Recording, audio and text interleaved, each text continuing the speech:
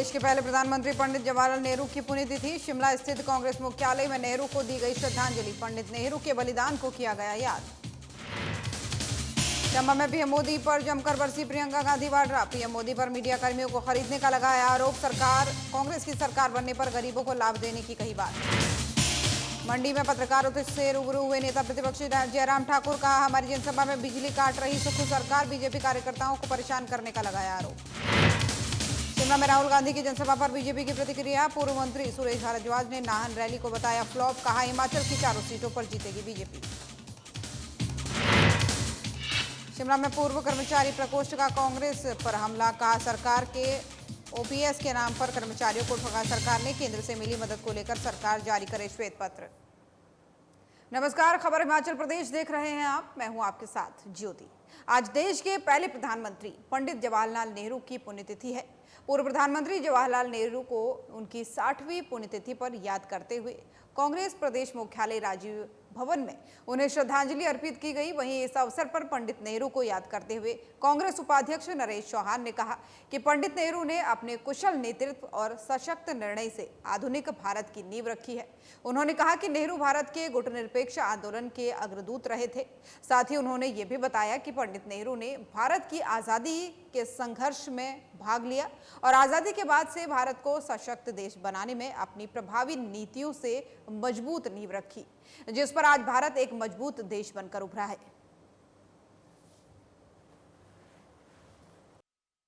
प्रधानमंत्री स्वर्गीय पंडित जवाहरलाल नेहरू जी को याद किया उनकी पुण्यतिथि पे। आज के दिन 1964 में देश के पहले प्रधानमंत्री जी हमारे बीच नहीं रहे। जवाहरलाल नेहरू जी उन लोगों में से हैं, वो हीरोज़ हैं देश के, जिनको हमेशा भारतवर्ष याद करता रहेगा।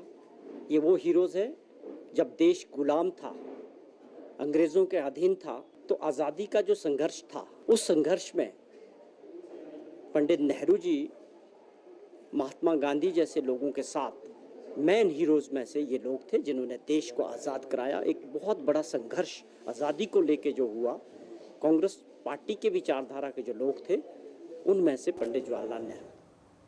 और लोकसभा चुनाव के छठे चरण भले ही पूरे हो चुके हों 6 चरण, लेकिन 7वें और आखिरी चरण में हिमाचल प्रदेश की सीटों पर 1 जून को चुनाव होगा और यहां प्रचार जोरों शोरों से चल रहा है। और इसी कड़ी में ऑल इंडिया कांग्रेस पार्टी की राष्ट्रीय महासचिव प्रियंका गांधी चंबा पहुंची। इस दौरान उन्होंने कांगड़ा चंबा से लोकसभा प्रत्याशी आनंद शर्मा के लिए वोट मांगे। चंबा के ऐतिहासिक चौगान में करीब आधे घंटे तक प्रियंका गांधी ने अपना भाषण दिया, जहां उन्होंने मोदी सरकार को आड़े हाथों लिया। हर पहलू पर बीजेपी की मोदी सरकार के साथ कवरेज करने आए सभी मीडिया कर्मियों को भी नहीं बख्शा और आरोप लगाते हुए कहा कि ये सभी प्रधानमंत्री मोदी के खरीदे हुए हैं। और इसी के साथ ही उन्होंने कहा कि इस बार लोकसभा चुनाव में हमारी कांग्रेस पार्टी की सरकार आती है तो कांग्रेस सबसे पहले उन योजनाओं को दोबारा शुरू करेगी जो गरीब को दी जानी थी।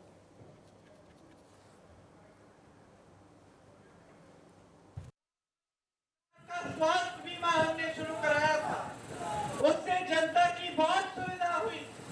25 लाख तक जितना भी इलाज था, हार्ट की सर्जरी, ब्रेन की सर्जरी, कैंसर के लिए जो इलाज ट्रीटमेंट, वो सारा हो पाया और उसके लिए जनता को एक भी पैसा नहीं देना पड़ा। पैसे लोगों से मिली जिनका पूरा ट्रीटमेंट हो गया था और उन्होंने कहा कि दीदी सिर्फ मुझे पहचान पत्र बनाने के लिए पैसे देने पड़े।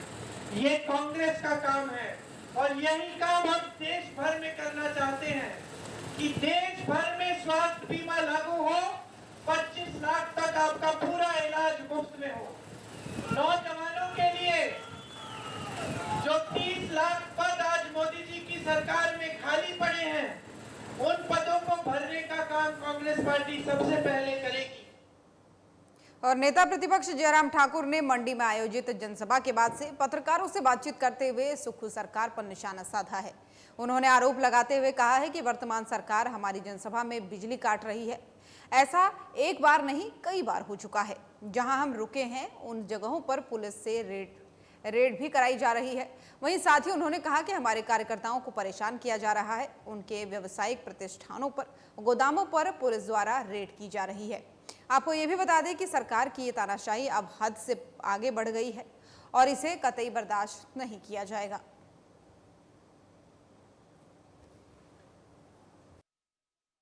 ऑफिस से थोड़ा बहुत चल पाया, और यहाँ पहुंचे तो यहाँ पर भी वही थी। और ये एक जगह नहीं, आप अंदाजा लगाइए कि इस तरह की हरकत हुई।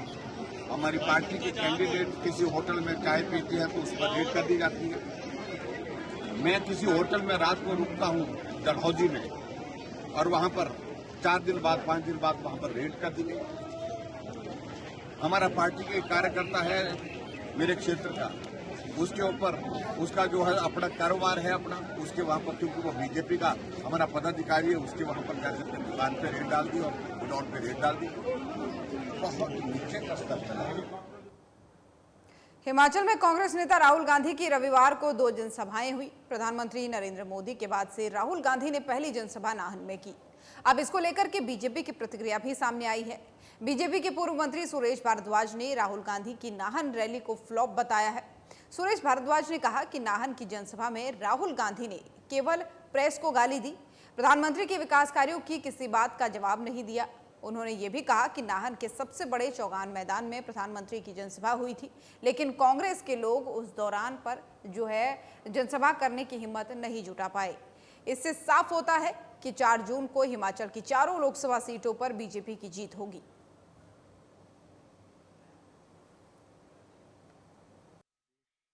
में देश की एक तथाकथित महाज्ञानी और महाविद्वान व्यक्ति जो है वो हिमाचल प्रदेश में उनकी उपस्थिति थी, जो आजकल हर काम जो है खटाखट कर रहे हैं। 24 तारीख को हिमाचल प्रदेश में भारत के यशस्वी प्रधानमंत्री आदरणीय नरेंद्र मोदी जी आए थे। उन्होंने नाहन के चौगान मैदान में एक भारी जनसभा को संबोधित किया, और जितने लोग उस चौगान मैदान में थे उससे 4 गुना ज्यादा लोग बाहर सड़कों पर थे। और सिरमौर जिला का, खास करके नाहन में सबसे बड़ा मैदान चौगान है। लेकिन आज आदरणीय राहुल गांधी जी की जो जनसभा हुई है हिमाचल प्रदेश के नाहन में, जहाँ नरेंद्र मोदी जी ने भी सभा की जिस शहर में, लेकिन जिस ग्राउंड में नरेंद्र मोदी जी ने सभा की, उस ग्राउंड में सभा करने की हिम्मत तक हिमाचल प्रदेश के कांग्रेस जन नहीं कर सके। उन्होंने नाहन के एक बहुत छोटे से ग्राउंड, जिसकी कैपेसिटी केवल 8,000 है, ये भी मैं एक्सेजरेटेड बता रहा हूँ, और उसमें भी अधिकांश कुर्सियां खाली पड़ी थी। और ये उस प्रदेश में सभा हो रही है जिसमें कांग्रेस की आज सरकार है। और अब खबर शिमला से है, जहां भारतीय राज्य पेंशनर महासंघ के राष्ट्रीय उपाध्यक्ष घनश्याम शर्मा ने प्रेस कॉन्फ्रेंस की है। इस दौरान उन्होंने प्रदेश सरकार पर निशाना साधते हुए कहा कि जैसे जैसे चुनाव प्रचार आगे बढ़ रहा है, वैसे ही झूठ का प्रचार भी आगे बढ़ रहा है।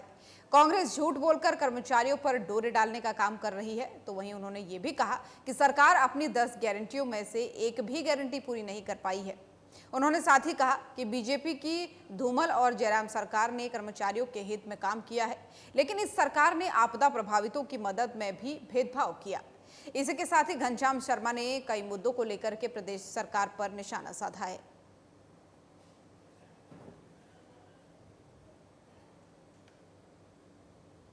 लोकतंत्र का महापर्व का दिन नजदीक आता जा रहा है।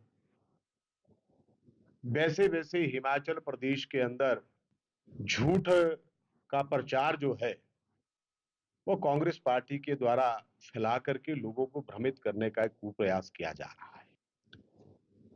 हिमाचल प्रदेश की मौजूदा सरकार, जिसका कार्यकाल खंड लगभग 16 महीने का हो गया है, और इस 16 महीने के कार्यकाल के अंदर सरकार पूर्णतया विवश और विफल नजर आ रही है। और सर्विसमैन विभाग के चेयरमैन सेवानिवृत्त कर्नल रोहित चौधरी ने शिमला में वन रैंक वन पेंशन और अग्निवीर योजना को लेकर के प्रधानमंत्री नरेंद्र मोदी पर निशाना साधा है। कांग्रेस मुख्यालय में पत्रकार वार्ता के दौरान रोहित चौधरी ने कहा कि PM Modi one rank one pension पर झूठ बोल रहे हैं। मंडी में भी इसको लेकर के झूठ परोसा गया। वहीं रोहित चौधरी ने कहा कि अग्निवीर योजना देश की सुरक्षा और युवाओं के हित में नहीं है। पीएम मोदी इस योजना को लेकर के घिर गए हैं, इसीलिए इस योजना का चुनाव में कहीं भी कोई जिक्र नहीं हो रहा है। वहीं अग्निवीर योजना से सैनिक 4 साल के बाद रिटायर हो रहे हैं। 18 साल में भर्ती हुआ युवक 22 साल की युवावस्था में रिटायर होकर बेरोजगार हो जाएगा।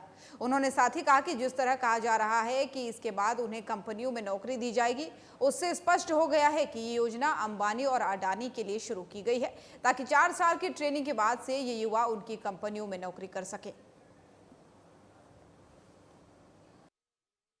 जी का वन रैंक वन पेंशन पे झूठ का ग्राफ जो 2014 में 5300 करोड़ से चला था और 1000% की ग्रोथ रेट से ये 6 महीने पहले राजस्थान के चुनाव में 70,000 करोड़ हो गया। 2 महीने पहले रेवाड़ी में कहा 1 लाख करोड़ रुपया वन रैंक वन पेंशन का दे दिया है और 2 दिन पहले, मात्र 2 महीने बाद 2 दिन पहले मंडी में 25 मई को उन्होंने कहा 1.25 लाख करोड़ रुपया दे दिया है। तो इनकी झूठी वाणी आप देख सकते हैं किस तरह से ये अपने देश के लोगों को बरगला रहे हैं, सैनिकों को, पूर्व सैनिकों को और देश की सुरक्षा को बरगला रहे हैं। ऐसे झूठे प्रधानमंत्री को देश में सत्ता। और मंडी में पूर्व मंत्री और सदर मंडी से विधायक अनिल शर्मा ने प्रेस कॉन्फ्रेंस कर कांग्रेस के वरिष्ठ नेता कौल सिंह ठाकुर पर तीखा हमला बोला है। उन्होंने कहा है कि आजकल वो जमाना नहीं है कि झूठ बोलो और लोग मान लेंगे। सबके पास इंटरनेट है। प्रधानमंत्री नरेंद्र मोदी ने कितना पैसा दिया है, इसका पूरा रिकॉर्ड आराम से इंटरनेट पर मिल जाएगा। वहीं कांग्रेस प्रत्याशी विक्रमादित्य को भी आड़े हाथों लेते हुए उन्होंने कहा कि कल तक तो विक्रमादित्य सिंह ने मंत्री पद से इस्तीफा दे दिया था और आज चुनाव लड़ रहे हैं। इसी के साथ ही अनिल शर्मा ने कहा कि बीजेपी के राष्ट्रीय अध्यक्ष जेपी नड्डा हिमाचल दौरे के दौरान और केंद्रीय मंत्री नितिन गडकरी के आपदा रिपोर्ट लेने के बाद से हिमाचल को यह आपदा राहत राशि दी गई है और कौल सिंह झूठ बोल रहे हैं। केंद्र ने गरीबों के लिए घर और नितिन गडकरी ने सड़कों के लिए अलग से करोड़ों रुपए का पैकेज प्रदान किया है। वहीं केंद्र की बैसाखियों में से बिना प्रदेश, उन्होंने कहा कि केंद्र की बैसाखियों के बिना प्रदेश नहीं चल सकता। उसमें उन्होंने ये जिक्र किया कि मात्र 300 करोड़ रुपए जो है वो केंद्र से आर्थिक रूप से हमें मिला है, जबकि प्रदेश के अंदर यदि हमारा नुकसान, उन्होंने कहा 12,000। तो हिमाचल प्रदेश की खबरें देख रहे थे आप। बुलेटिन में फिलहाल इतना ही। नमस्कार।